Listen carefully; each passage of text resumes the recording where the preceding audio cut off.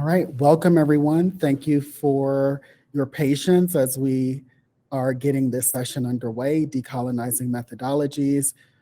For those who are able to attend our session this morning, thank you for your patience as we sought to resolve technical issues, and you can see the recording of that session in the Eventree website. And with that, I'll get started by introducing this session and introducing myself before handing over to our panelists for today.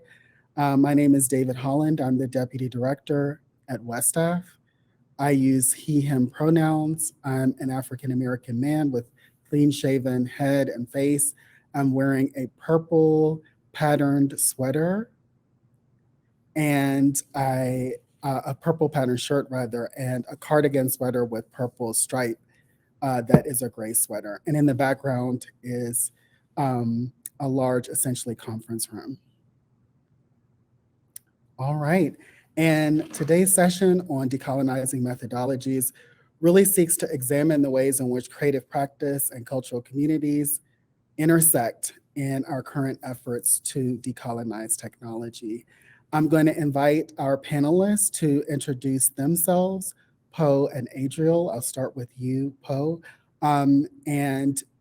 If you could just offer a brief introduction of yourself and your work to our audience, and then we will move into a conversation today about what decolonizing methodologies means in the context of technology, arts, design, and culture.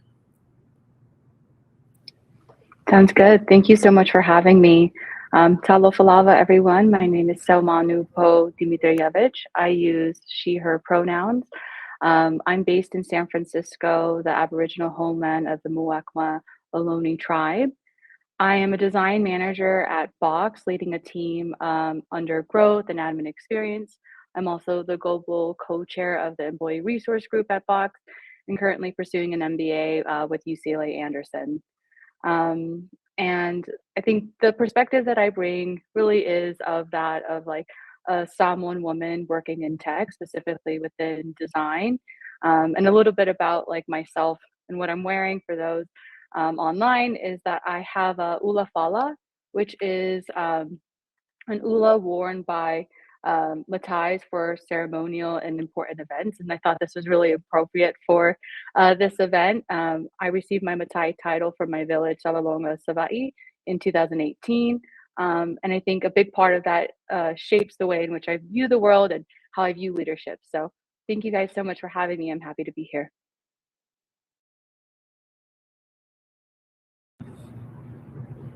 All right, Adriel, over to you. Beautiful. Thank you so much. Good to be connected with you, Poe, and also David and everybody here. So grateful to be a part of this conversation. My name is Adriel Lewis. My pronouns are he, him. I'm currently tuning in from Tavangar, also known as Los Angeles. This is historically the home of Tongva peoples, and specifically where I am situated, kind of at the border of Venice and Culver City. The village name is called Sangna.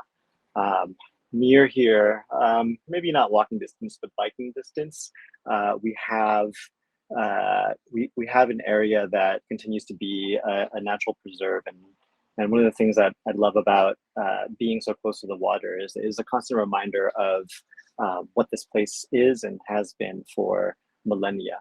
I had the opportunity to work on a project with L. Frank Manriquez, who was a Tongva scholar earlier this year.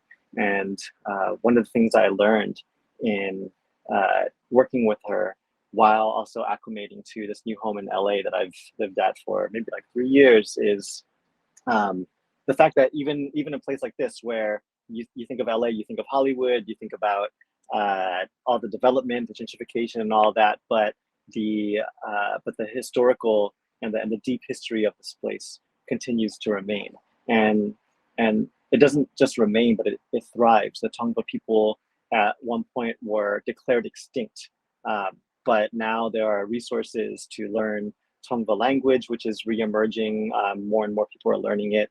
Tongva stories and histories, and I'm just so grateful and honored to be able to even contribute in the slightest bit by bringing some attention to this place.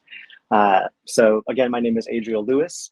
I appear as an East Asian man, which I am as well. I'm wearing a tan shirt. I am sitting on my balcony on a sunny November day in Tavankar, and behind me is a bonsai tree that is the longest surviving bonsai tree that I've had so far. So very proud of that. And I'm so grateful to be here with you all. All right, thank you so much, Adriel and Poe. I don't believe that I acknowledged the lands that I am coming into this space from today. I am currently in what is known as Denver, Colorado, the lands of the Arapaho, Cheyenne, and Ute. And as we get started in our conversation, we've thought a lot about how to welcome an audience in that has different types of experiences and uses different language and terminology to describe the world. And in a conversation like this with the title that we've chosen for this conversation, I think that a good place to start is around our experiences of and how we define colonization. So the first question I have for you all is, what does it mean to be in a colonized art, design, and technology space and a world that is affected by colonization from your perspectives? And I'll start with you, Poe. Yeah, I've been thinking a lot about this recently. I think that being in a colonized space means being in a space where whiteness and Western ideas are at the center. Um, and I think you can see this in technology and design in my field, from everything from like the marketing materials that they use to the micro interactions that we put in the product to the way in which we localize content. And I think a really good example of this that I discovered actually when I was doing some design work for a nonprofit empowering Pacific Islander communities was we were building this map of the South Pacific, and we wanted to, in addition to the English names of each of the islands, we wanted to include the native language names. And one of the things I found when I was working through this was that for the Marshall Islands, a lot of the Marshallese language is not available in Unicode. Like a lot of the diacritics are not pre-composed there. And so I think the question then becomes like, whose responsibility is it to preserve this language in a digital space? And my response to that would be that it is really the indigenous, like Marshallese island people responsibility, right? Because it's their language. And I know that like in Samoa, like there are many cultural stories and practices that aren't intended to be written down and only passed verbally. And so I think it's really important, and this sort of drives home something that I'll probably talk about later, like that representation in tech, even in big tech, is really important, right? Because without us here to sort of speak to those, like then our stories get lost or they get changed or it just doesn't show up. And so I think when I'm looking at like colonization within art, design, and technology, it's that Western ideas and whiteness is at the center of all of that.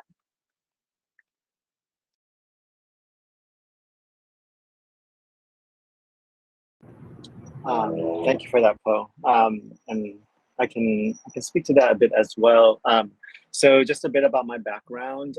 I'm currently a curator at the Smithsonian Asian Pacific American Center, but I come from a background of spoken word poetry, web and graphic design, some coding here and there, and also community organizing. And so I think one of the things that is a common denominator across the board of what I do is design thinking and a design perspective.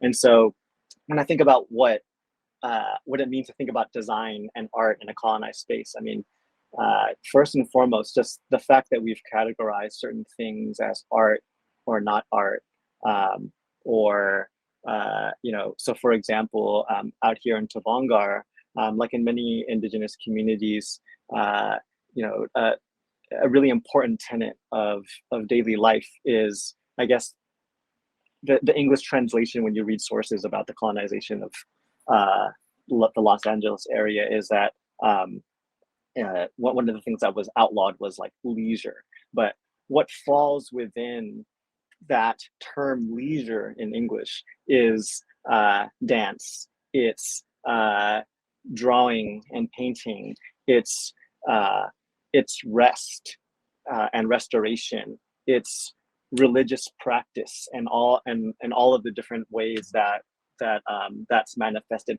They were all just considered manifestations of laziness by the colonizer, and therefore they were outlawed, right? And so by being an artist, by being a designer, one of the things that we make a decision about is how do we approach what it means to be an artist, right? Like one can be an artist and completely dive into a hyper-capitalistic system and just sort of like play the art market. And one can be an artist and really think about what it means to engage in a creative practice that's intertwined with harmony with nature, bringing back or supporting deep history and the continuation of that memory, right?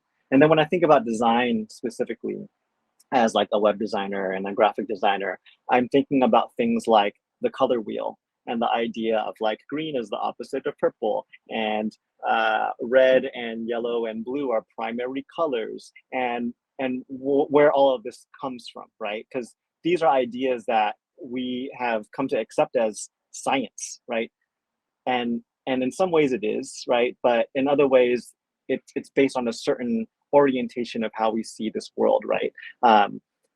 It may be true that scientifically in the color spectrum we have primary colors, but the idea that certain color combinations are more pleasurable to view than others, I think is something that can be questioned as we are designers and thinking about the kinds of palettes that we use. Or when we think about the binary of sans serif and serif fonts, right? We're already existing within this world of looking specifically at Greco-Roman letters, right? And then when we think about technology, the idea that more and more, when we say the word technology, we're thinking about things that are very metallic, things that are very online, and that require the use of like electricity to some capacity. Whereas technology is simply the way that humans extend themselves beyond their innate physical capacities, right? And so there's so much technology that exists that has been forgotten or largely undermined throughout history. And so I think when we think about who we are as artists and technologists, we are also thinking about not only technology as a source of innovation and creating something new all the time, but also what are the things that have been left behind or the things that have been undermined, and especially through colonization, and how do we do the work as technologists to revive that work.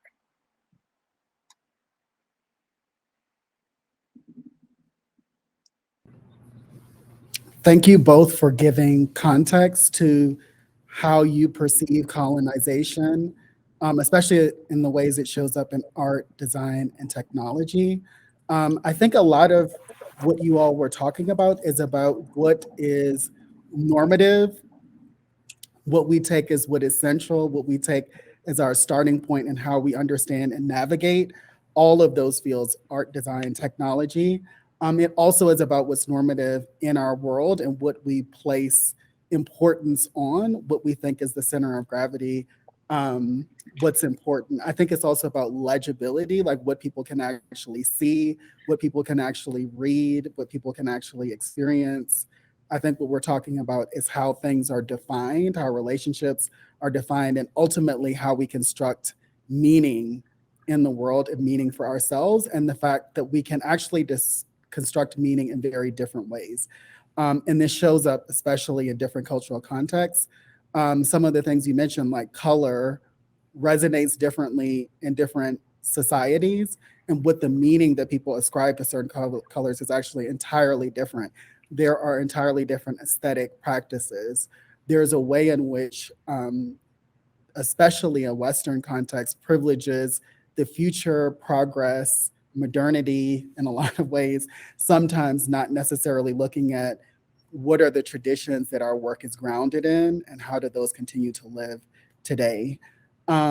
So to continue our conversation, I'm gonna ask you, how does the concept, process, and action of decolonization influence your work, if it does at all? Can you describe some of the approaches that you take to what you consider to be decolonization? And then we'll take it from there. And I'll start with Adriel this time. All right, great.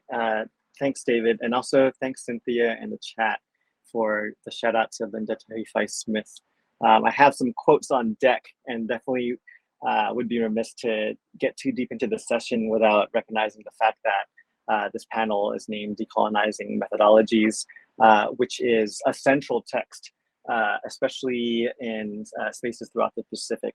I was able to come across this text while working on a project out in Aotearoa back in 2018, 2019, and it's really shifted my practice, not only as a curator, but also just kind of in daily life, right? And so, David, to your question about decolonization, which is a word that we see tossed around more and more, right? I mean, as someone who identifies as an organizer and an activist, I think it's incredibly important to recognize how hard fought some of these words are, right? Like people who use terms like decolonization before it was popular, you know, you get your nose turned up at in the academic world, or you're seen as being way too radical, or, you know, like not using primary sources, this and that. And then all of a sudden, once the American Alliance of Museums wants to theme their conference after it, then all of a sudden it's all good to use it, right? But then at that point, just like terms like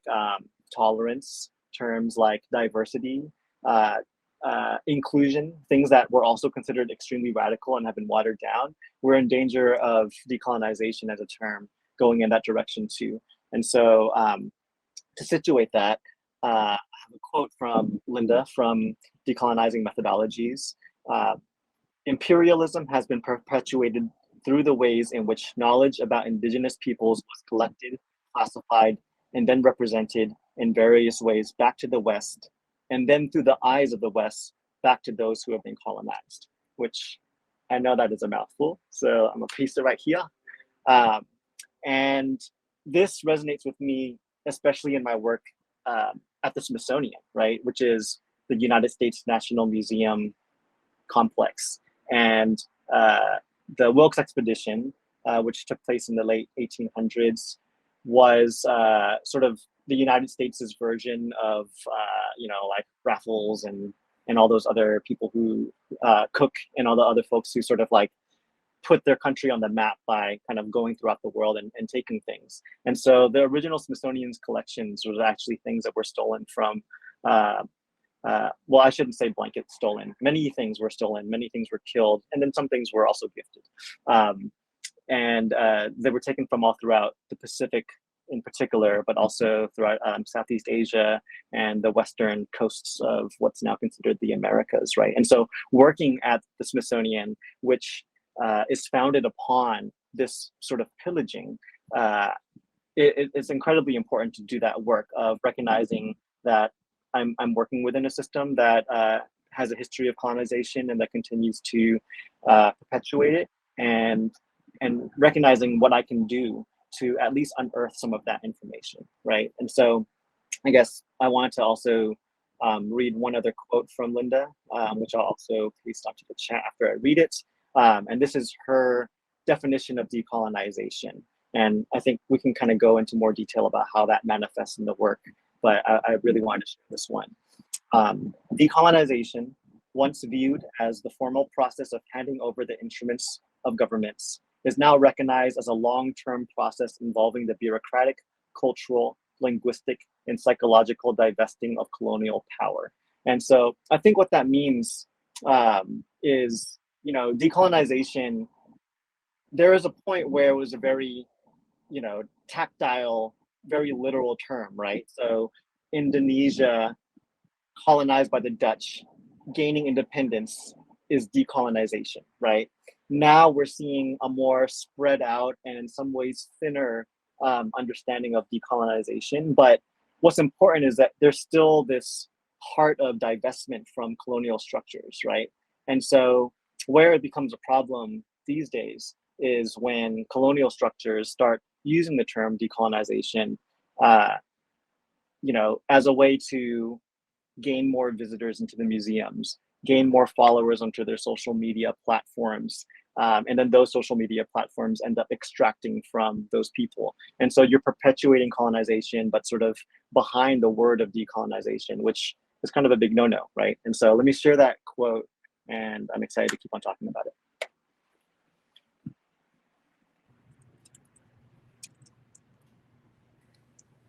I can chime in here. So both of my parents are immigrants to the US. My dad came as a refugee from the former Yugoslavia, and my mom was sent over by her family to help support them from Western Samoa, from Salalonga.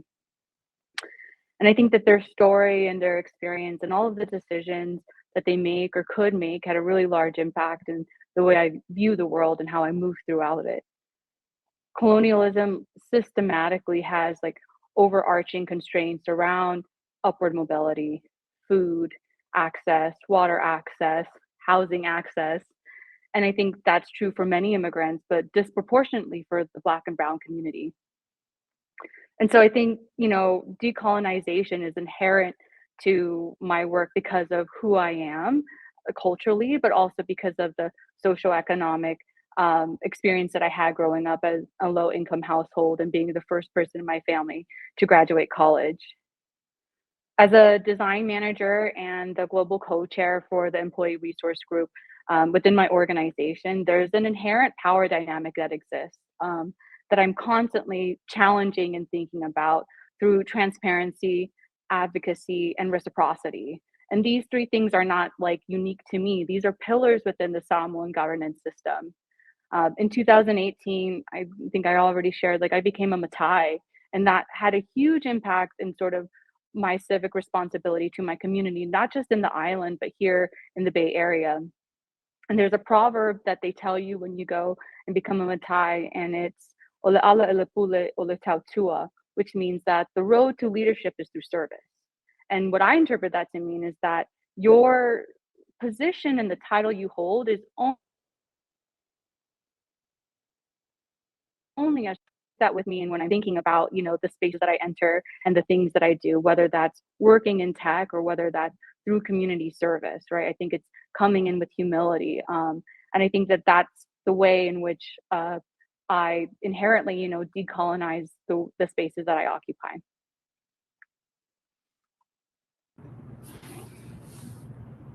Wonderful.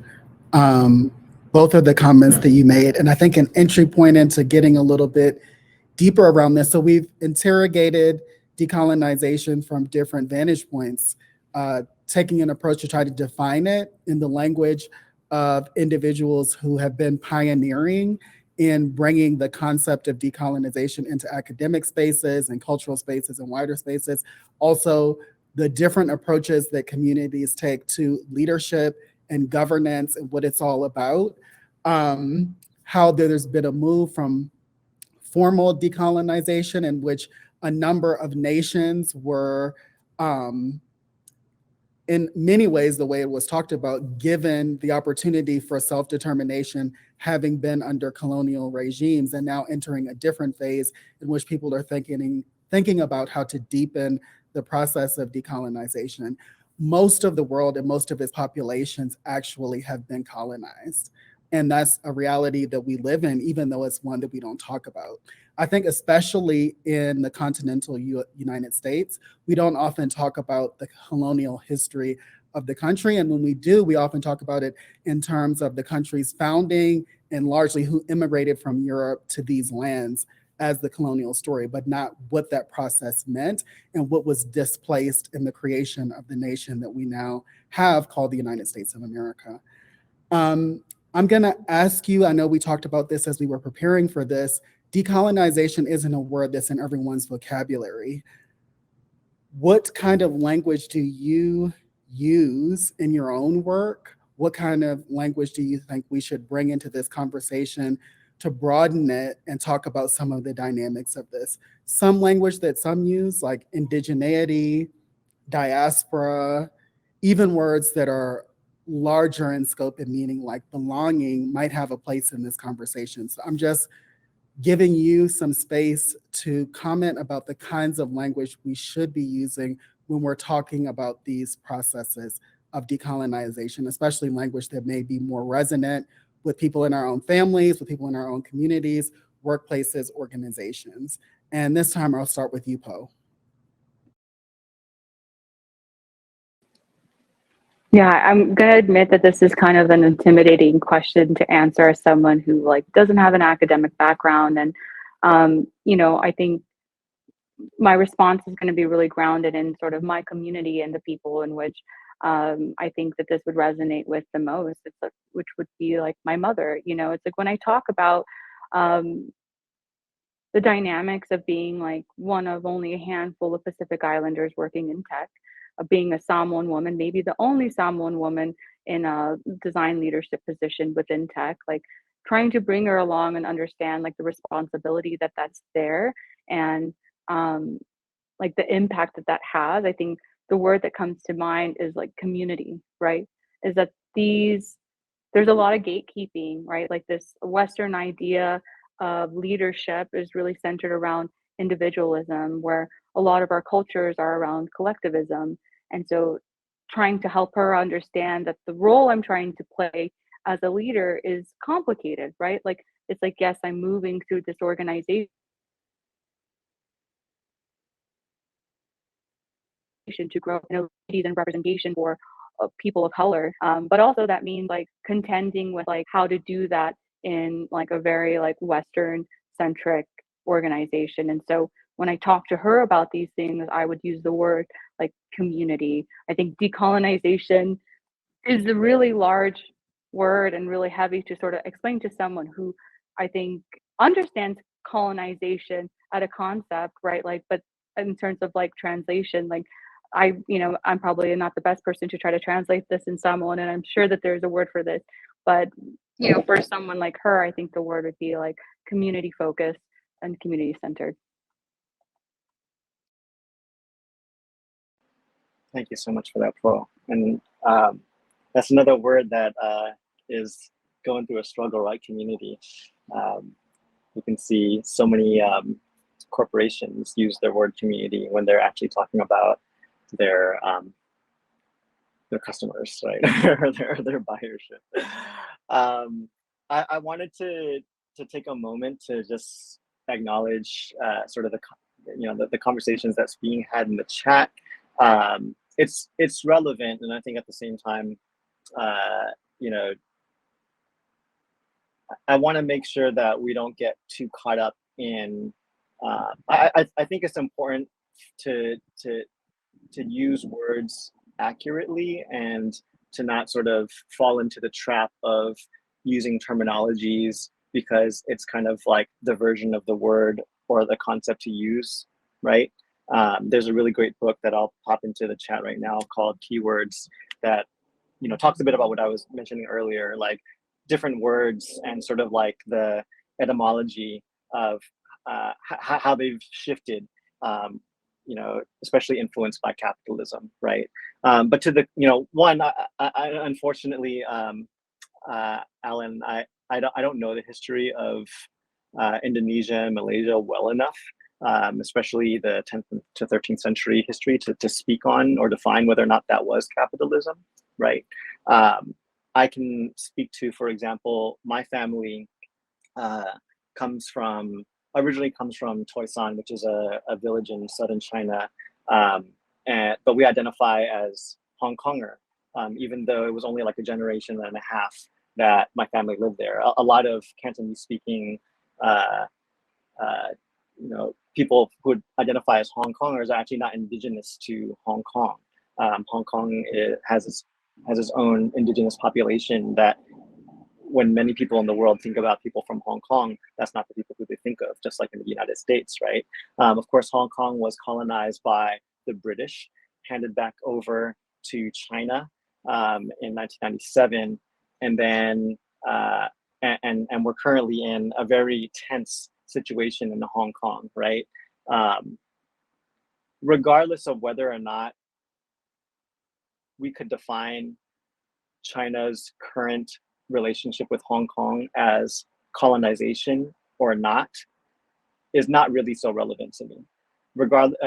Like whether we would argue that like, well, isn't colonization so great because so many people in Hong Kong wanted to go back to what it was like when the UK had it, is not so relevant in this particular conversation, because then we're getting caught up in sort of like nomenclature, right?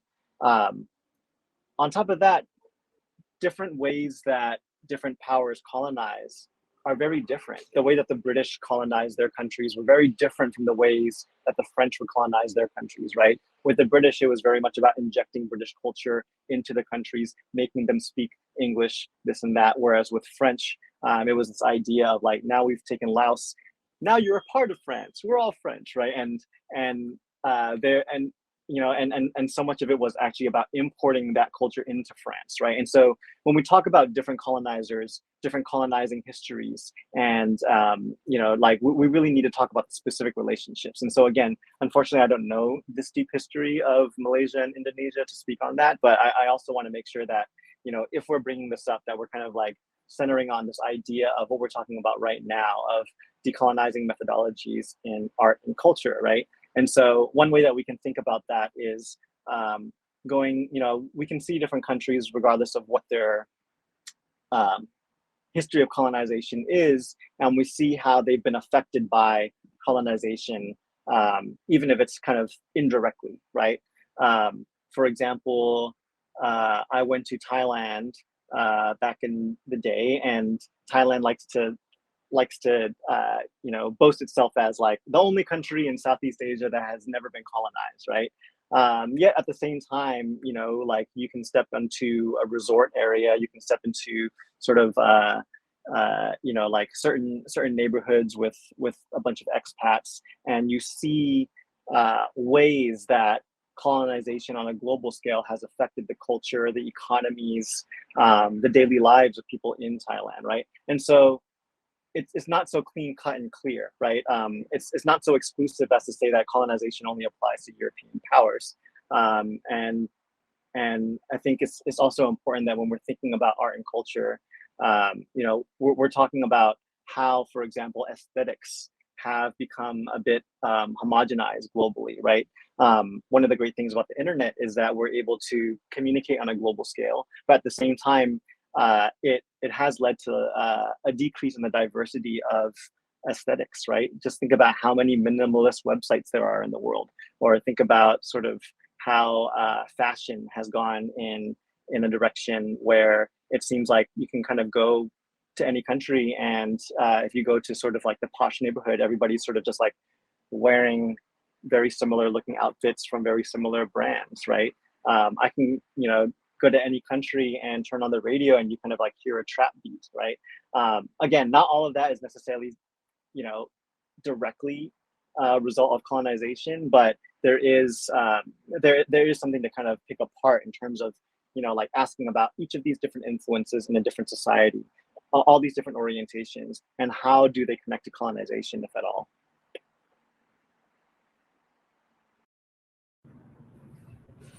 All right, I think we've had a rich conversation around this, and thank you to our audience for populating the chat and engaging in the conversation, and drawing out certain types of conversations for us to have. So what I'm gonna do now is sort of seek to shift the conversation. I think that we've laid some groundwork, at least in exploring some of the language and some of the complexities around language and histories actually that define what colonization is as something that we experience, and what decolonization or other processes or approaches might mean. But I think to bring this into the space of the work that we do with the communities that we work with, I'd like to take it more into that direction, and how this conversation that we're having actually shows up and is happening in the work that we do. So I know in speaking to both of you and in exploring more about your work that part of what's central to the work that you do is connection, community, I'd say a sense of humanity, centering relationships. But at the same time, both of you work significantly in the digital realm, which is often cast as a space that isn't positive per se for social relations and establishing actual genuine relationships and communities. Do you see tensions in your work show up given your emphasis on community, humanity, relationships, and your work being so focused in the digital realm? And either of you can step into the conversation as you would like to.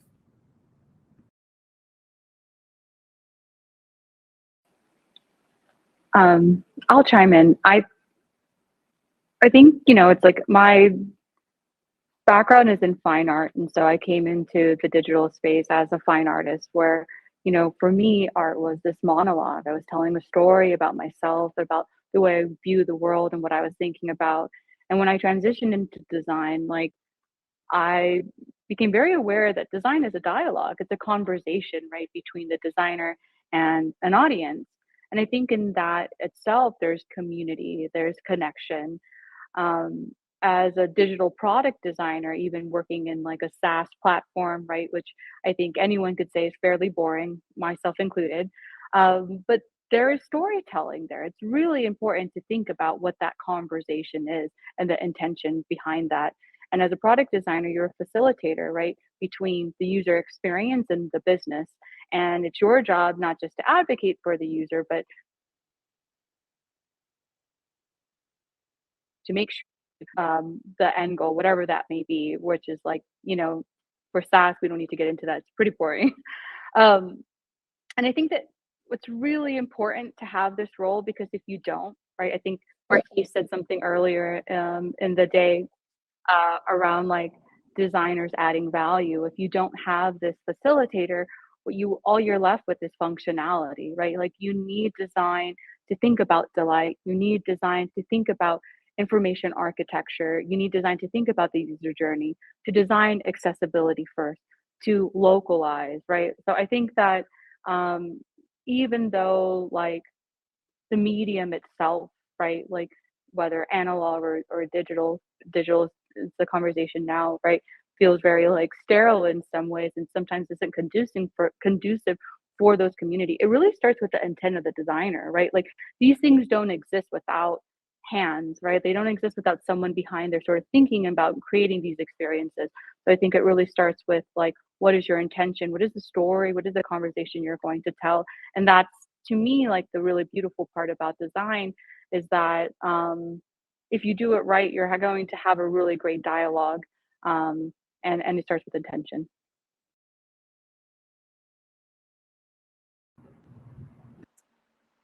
Yes. Um, intentionality. I think to go back to the last question, intention is such an important concept that I think, again, it can be kind of considered a hot word, but um, to go about everything that one says and everything that one does with intention centered is it's such a discipline that I'm not all the way convinced that our society has really kind of like offered the support systems to to really cultivate that skill. Um, and so I totally agree with that, Pro. Um, I think that there is a lot of tension when it comes to uh, doing work that, let's just say, uh, is intended for the betterment of society, for the betterment of the planet, but that rests on digital space, right? Like right now, I'm decked out in hella Apple products, right? Like I'm using my Apple products to read about the uprisings happening in China, partly initiated by the protests at Foxconn because of the unfair labor practices that were used to build the devices that I'm using to read about these articles and then to speak to y'all about it, right? Um, sometimes I didn't do it this time. Maybe I should just do it right now. Sometimes when I do line acknowledgement, especially around a topic of digital space, I try to also make sure to acknowledge, do what I kind of consider like a digital acknowledgement, right? Like acknowledging all of the hands and all of the labor that has gone into the devices that we're all using currently, all of the resources that have been extracted from the planet, the metals, the cobalt, the minerals, and on top of that, all the electricity and all the resources that are used to power these devices, right? Like the internet, it just seems so invisible, but at the end of the day, there's wires and there's electricity running through it. And that's powered by things that are procured in various ways that could very much be tied to colonization, right? And so that's a tension that I think is, it's virtually unavoidable. Like I think about, there's a project that I've been working on for the last few years situated in Denebakaya, Navajo land. And, everybody there owns these gas guzzling trucks, even if you're a climate activist, because you try to drive around the reservation in a Prius and your wheel's gonna pop off in like half a day, right? And so there's this tension, right? Like I was riding around with like an anti-fracking activist in in a big old pickup truck, right? But it's a necessary, it was necessary in order to be able to conduct that activism. And so again, I think that's where intention is extremely important, because as human beings, especially as human beings in this day and age, we can't go a day going about this planet and not polluting it in one way or another, right? And so every moment that I'm spending using these devices, every moment that I'm spending doing anything that's creating some sort of excess, like how can I continue to evaluate whether or not I'm honoring those resources that I'm using. I'm honoring that, that excess that I am helping myself to, and then on top of that, how do we go about sort of like making sure that the next time we go about it, that maybe we're taking a bit less, right? And I think that comes full circle in a sense where, in a lot of ways, that's what design is, right? Like as a designer, we're thinking about, I don't want to say the word efficient. That's not maybe necessarily the best word, but we're helping transport somebody, we're helping communicate something, and we're doing it in a way that's accessible. Part of making that accessible is by making it as direct and beautiful and pleasure-filled as possible, and ideally also in a way that comes hand in hand with being sustainable.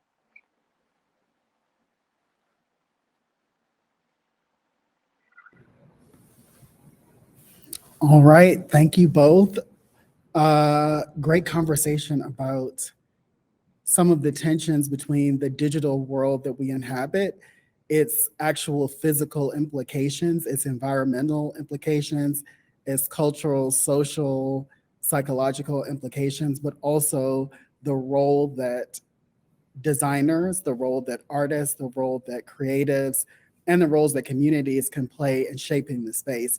I know in some of our conversations in preparation for this that we talked a bit about, just to reinforce some of the points that you've made, that in certain communities, like in Samoan communities, certain social media platforms are used entirely differently than perhaps how those that designed those technologies thought that they would be used.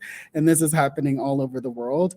And obviously movements are being built and information is being shared in such a rapid pace and on such a broad scale, which is facilitated by the technologies that we now have. It's much harder for us not to be aware of what's happening to communities that are very distant from us geographically and sometimes even culturally, and see some of our own experience in that.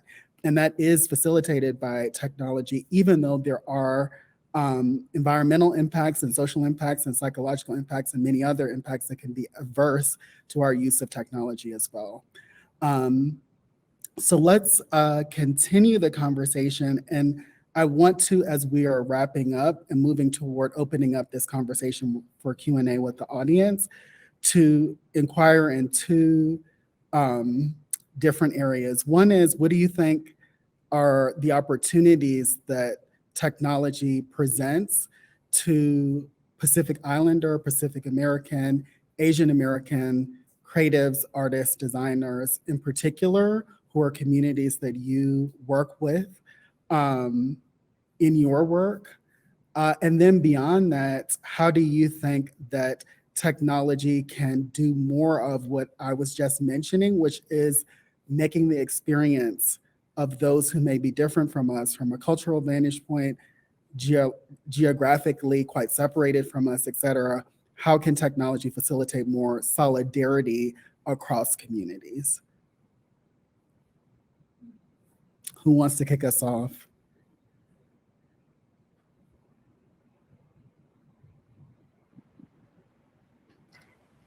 I can try. I feel like it's such a big question. And I think to the first part in terms of like opportunities, like I'm in my mid 30s, and the way in which I view design is really from thinking about access and education, right? Like, yes, I work in tech, but a lot of the work I think that is the most impactful is creating visibility, representation, and access to communities of color and educating them, because I think that's the beginning, right? Like of them entering tech is our youth, right? So what has been really exciting for me to watch is to see how like specifically Gen Z is using technology as a form of activism, as a way to educate people about what's happening within their communities, as a way to educate them on their culture, to crowdsource funds. Um, a really good example of this was at the beginning of the pandemic when everyone was going to Hawaii. You had, indigenous Hawaiians saying, don't come here, and here's why, and here's how it can educate you. You have, a lot of Pacific Islanders saying like, this is appropriation when you do this with our cultural dances. This is appropriation when you do this with our traditional garbs. And so I think like that has been really exciting to watch and see. And I'm not a participant in it because I think I would do.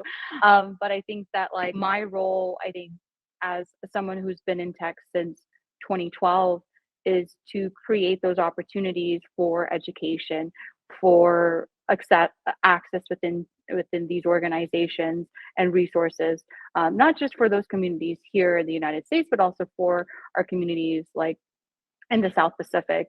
And I think one of the things that we talked about, I just wanted to circle back on, is just that yes, like big tech, I'm not a fan of, right? Like, but in that, there is a lot of opportunity, right? In the sense that a lot of the ways in which I've been able to communicate with my family overseas has been through Facebook Lite, right? Like they're creating platforms and access to our communities to use, and they're not doing it from their perspective, right? It still has like a very Western perspective. And I mentioned this earlier on around like micro interactions. So like if you look at the way in which like Facebook thinks about timelines, the way in which they think about their notification systems, like that is completely lost, at least within my family in Samoa, right? When they want to let me know something is happening, like when my uncle passed away, what they did was they posted a live stream and they tagged everyone and said that they were here, posed here in Samoa with us. And whether that was because they were trying to make sure that I knew that this was happening, or whether they felt like a sense like, yes, you are here in spirit, right? Like in experiencing this with us. So I think I just wanted to also circle back a little bit about how like, you know, the opportunities in the digital technology are not just in sort of their intended use cases, right? Like I think what the youth is really doing is taking it and making it their own. Um, and I think that the last piece I'll say is sort of back to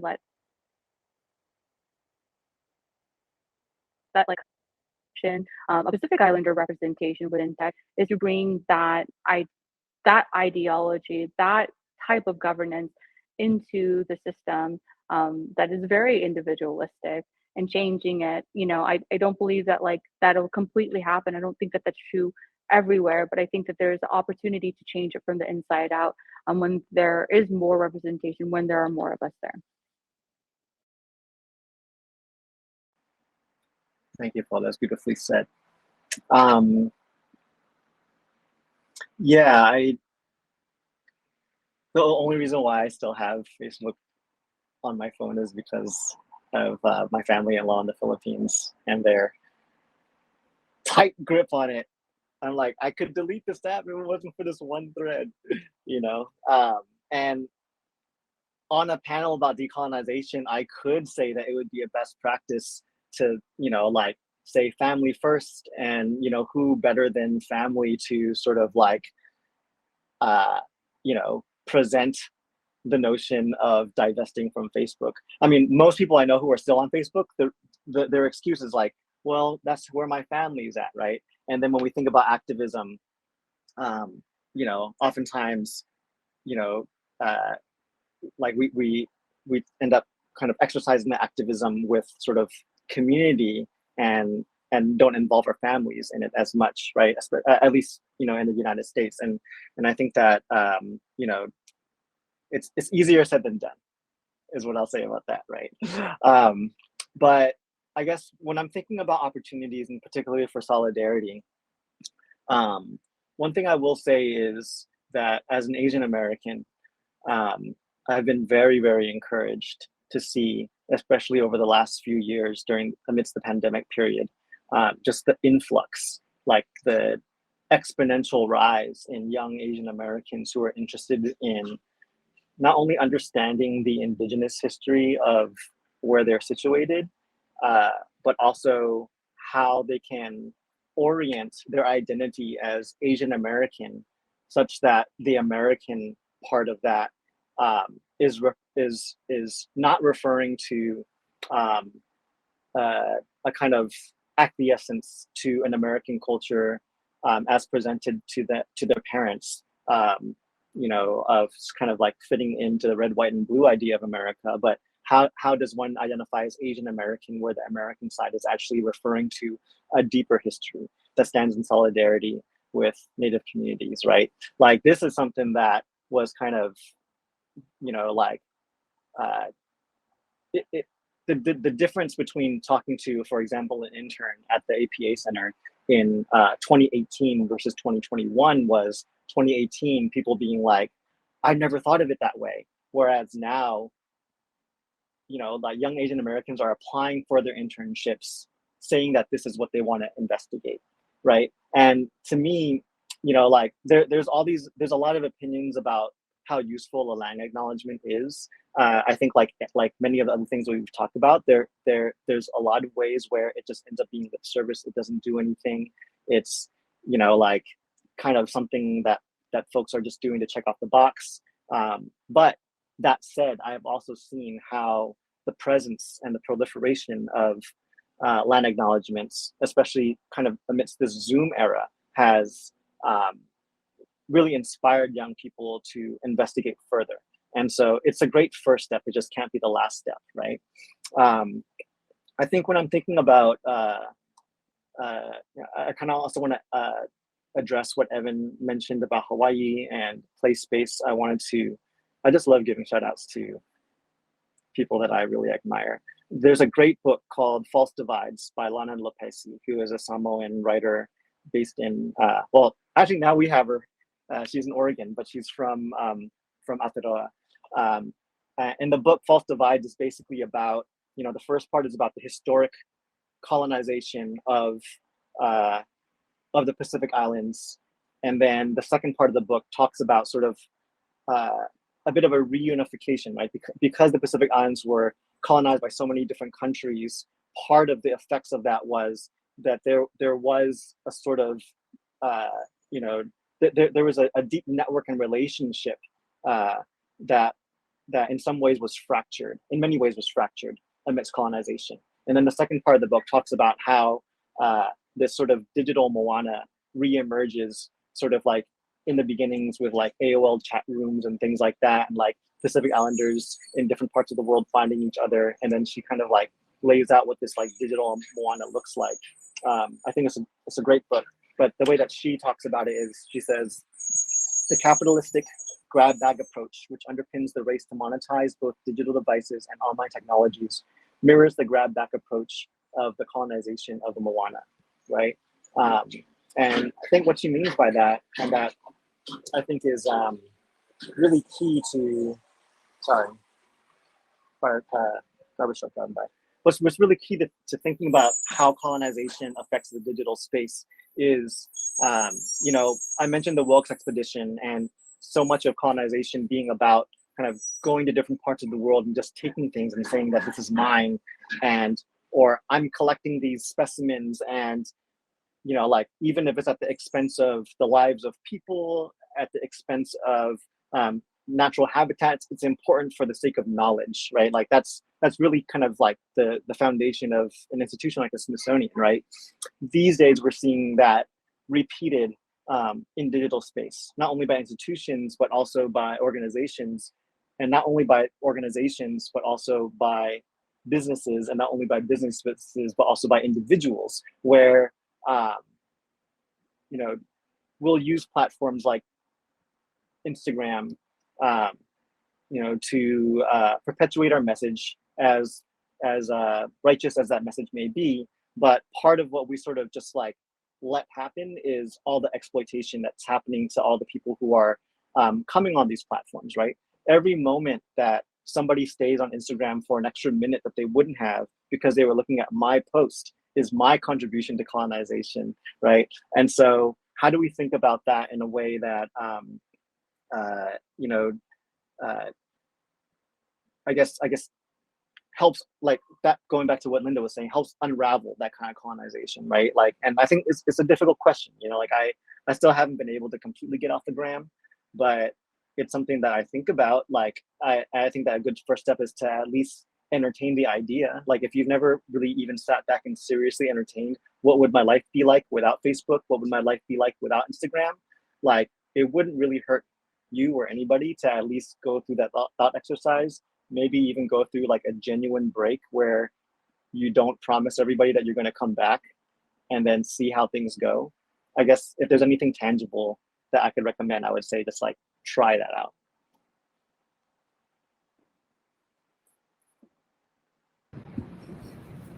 All right. Thank you both again for sharing on a number of levels and giving us all a lot to ponder about our participation in digital spaces and the importance of it from a family perspective, from a cultural perspective, and also some of the nuances of our participation and what we might be advancing through having a persona and having a significant presence online in a digital space. So I think that, as with a lot of other things, there's a lot of complexity, there are a lot of conundrums, ethical, philosophical, to think about, and we're all contending with this. For those of you who saw the welcome to this entire Creative Vitality Summit, it's something that I mentioned there, which I won't repeat again here, but just about the conundrums of how we inhabit digital space from a human perspective, and more broadly, how we interact with technology more generally from a human perspective, is one of the most fundamental questions and challenges that we have faced as we moved through the 20th century and into the 21st century. So all of us are contending with this and thinking about it. And I think the implications of our participation in digital space are more and more apparent to us. So I would like to open this up to Q&A and invite my colleague Cynthia to join the conversation. Hello, everyone. My name is Cynthia Chen, she, her, hers, and I have been really enjoying listening to, sorry, I guess I should backtrack. I'm a staff member here at West Staff, and it's been my pleasure to help kind of coordinate this event, and then I've really been enjoying the conversation that's been happening in this panel and earlier today, and looking forward to some of the conversations happening later. And so if you have, I've also really appreciated the audience participation on this online panel. Sometimes when you work in these digital online spaces can kind of feel like you're talking into the either a black hole. So really participation and active online. And so with that, I will pull out a question that we have from one of our audience members, Megan O'Keefe, asks, do you have any advice on effective best practices for decolonizing methodologies in majority white rural spaces? So I'll let that percolate for a second.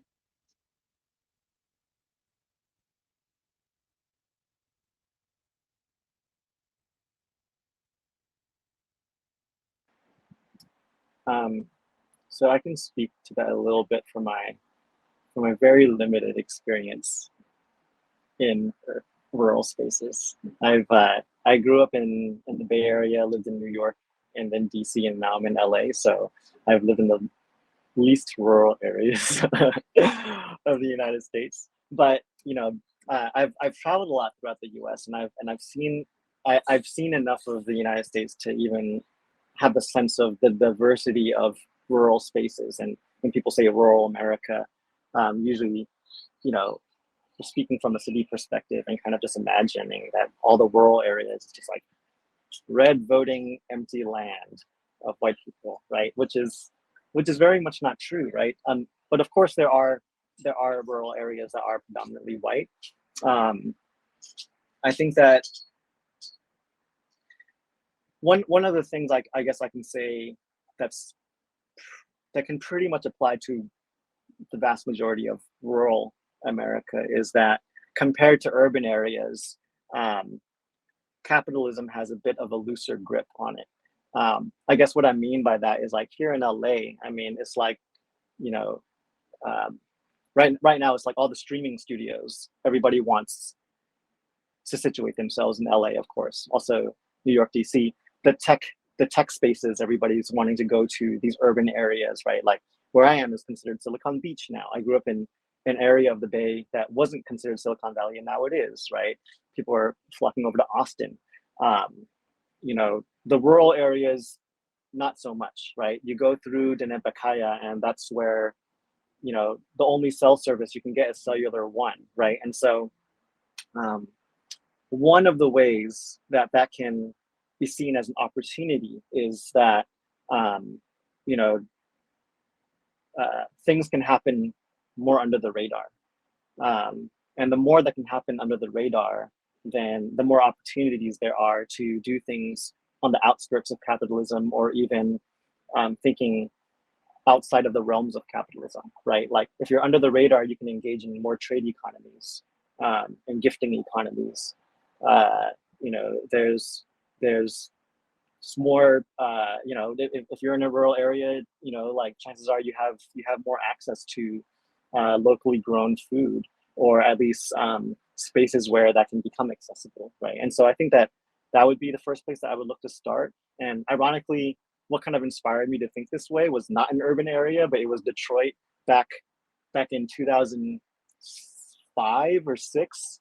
It was just kind of beginning to turn into sort of like what it is now. But there was a period where, a long period where it was like Detroit was the center of capitalism when all the cars were there, car factories were there. And then it was, what leaders would say, abandoned by capitalism. And it was in that sort of abandoned part of capitalism that a lot of beautiful things happen, right? And so I think kind of on that note, maybe a good place to start could be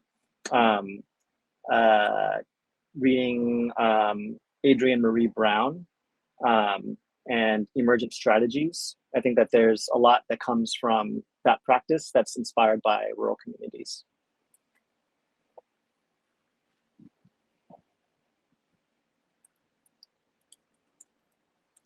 Po, do you have anything to add? I think the only thing I'll add are some of the same pillars that I'm using, like navigating these power dynamics as a manager and as a global co-chair. And they come from, I think, several like Samoan governance practices, which is around like reciprocity and transparency, right? I think that, I mean, and this doesn't have to be unique to Samoan culture. I think even Obama sort of, took these practices into his work when he was campaigning, where it's like, you have to start with like being a real person and building community, right? Like finding a common ground and meeting people where they're at, right? We had a conversation last night around Randy going to a bar and having a beer with two people he probably would never have a beer with.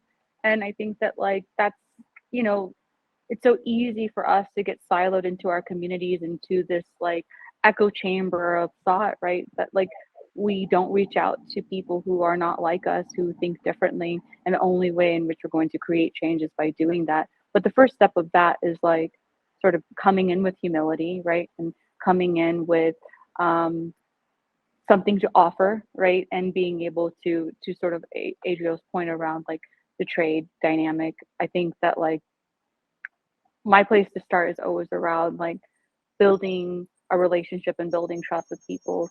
And that's the way to really decolonize a space, right? It's like we're thinking of colonialism, like coming in and saying like, this is the way things are and you're going to follow it.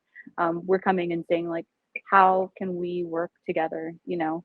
So that would just be my 2 cents.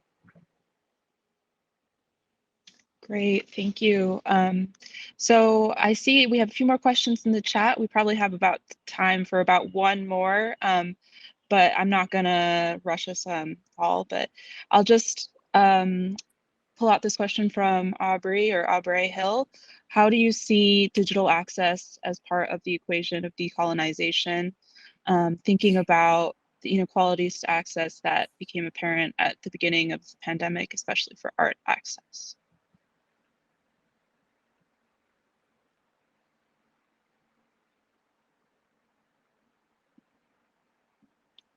Feel free either one to start. I could go a little bit. I guess when I think about access, there's a couple of different ways to think about it, right? Like one is, how do I think about access to, for example, digital content as a curator who sometimes curates things in digital space? And then the other way, or another way to think about it is like, how do we get more high-speed internet to as many people as possible, right? So the latter, I'm less experienced in. Like what I do recognize is that there is a battle for these areas that are underserved. Like going to the Philippines, it's like Facebook is like really trying to become the internet service provider there, so that if you want to use the internet, you've got to use Facebook as a gateway. And it's not just in the Philippines, it's like in a lot of parts of the global south. You know, Starlink and our boy Elon is really going for rural areas in the US. And what's tricky is that it's all in the name of increasing accessibility. You know, but I think that the gateway in which we go, you know, get our internet and sort of like what is extracted, you know, about our profiles, about our internet usage in exchange for that is a really big question. It's kind of its own panel, right?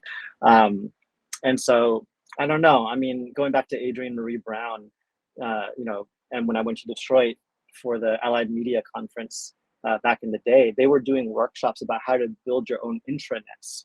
And so it's sort of like, you know, I mean, a very limited amount of things can be accessed and exchanged within an intranet versus the larger internet. But again, at least going through those motions and practices, learning a bit of background information on understanding, maybe it's not like so accessible, it's even less accessible for everybody to learn how to build their own network.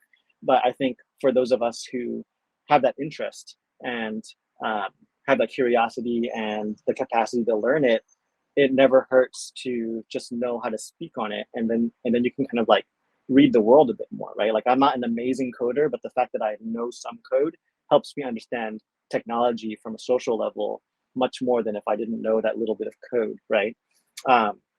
So then going into accessibility as a content creator or as a content curator, you know, this was also inspired by going to the Southwest and kind of like seeing that nothing was loading on my phone. None of my projects were loading on my phone. And I was like, okay, I gotta make these websites load faster. And so as a designer, it does play a, you know, like I think about now, like down to the image format that I'm saving something in, and then how do I design this so that it can look good in that faster loading image format? You know, how do I make a website beautiful while using the least amount of, you know, bandwidth for loading images and videos and things like that, but still make it dynamic? I mean, it's, to me as a designer, it's a very interesting creative challenge, right? And I think that you know, to kind of cap off this conversation as arts and culture, like the gift that we have if we identify as creative people and as artists and designers is that we do see these challenges as you know, like great creative challenges, as opposed to sort of like difficulties that are getting in our way of doing what we could do if everybody just had high-speed internet, we could just like make every website you know, like a 2-hour long video or whatever, right? And so you know, in understanding how the internet loads in different rural areas I've been to, and that affecting how I design websites as a web designer, it, I guess, inside of me, it's a practice of empathy that I try to kind of cultivate in everything else that I do in my life on a daily basis, right? And I think in that in itself is one of the pillars of a decolonizing methodology. Thank you, Adriel. Yeah. I think that was really well said. Oh, sorry, did you want to add something, Poe? Yeah, I just wanted to build off of that. I think digital access has been an issue before the pandemic, right? I think that like this has been true for a really long time. And as a designer, I think the place to start is really going back to like who's your audience and what is the intent. It's been really exciting to see like young people use programs like Canva to create marketing material, but oftentimes they'll post it, they won't have alt text, right? So it's not legible, or they'll use a font that's not legible, or they'll use a color contrast that isn't accessible, right? And so I think that, you know, I don't have an answer to like how we're thinking about digital access since the beginning of the pandemic, but my sort of encouragement and my advice to anyone who's a creative thinking about entering the digital spaces to be really cognizant of the spaces that you occupy and the audience that you're intending for, right? So when we were doing the redesign of EPIC, the nonprofit EPIC website empowering Pacific Islander communities, one thing that like I gave advice to them was that like I'm not going to always be here for you guys to update your website and you guys should constantly be creating content and putting up and having the most like important resources there, because when we talked to the community and we asked them what the value of that was, it was a place of like information. It was a place for them to go and access opportunities, right? So you need a experience, right, that you can access as someone who doesn't code, who doesn't design. And so we decided to go with, and this is not a plug for this company, but it's just an example, we've decided to go with Squarespace. Not only because it's accessible for anyone of any type of like experience, but because it's responsive, which means that it'll live on a mobile device, which most youth and most low income folks have. It's localized inherently to the programs, which means it'll translate in multiple language. It's accessible. You can hear it on a screen reader. They'll recommend color contrast for you. So all of those things as a creative, like if you want to really think about decolonizing a space, if you really want to create an experience that isn't with just like whiteness at the center, think about accessibility, think about localization, think about connectivity, right? Like, can this image that's super high resolution, has all this font and text on it that's very unique, be localized in Western Samoa on a 3G network on an old Android phone? Probably not, right? And so I think that would be my encouragement as we're like, as an artist, as a designer. And sometimes those things don't provide the most like interesting view, right, of like a digital experience. But it means that the message gets out further than if you were to create something that was very heavy. Thank you, Poe. I'm going to hand it over to David to wrap this up because unfortunately we're out of time. Thanks so much, Cynthia. There's so many great ideas that have been shared today. I'm not going to try to recap them, but there are really a lot of gems. And in the end, I think that there are a lot of practices that Poe and Adriel have shared with us that we can think about that emerge from the thought process of creatives, of designers, of artists, and of young people who are transforming technology just as they're transforming everything else. I want to acknowledge my colleague, Moana Palele Ho-Ching, who brought Adriel and Poe into this space and crafted this space for us to have this conversation in. So I want to acknowledge her and thank her for her work and her commitment to Westaf and all the ideals that we have talked about in this session and in this entire summit. So with that, thank you so much for joining us.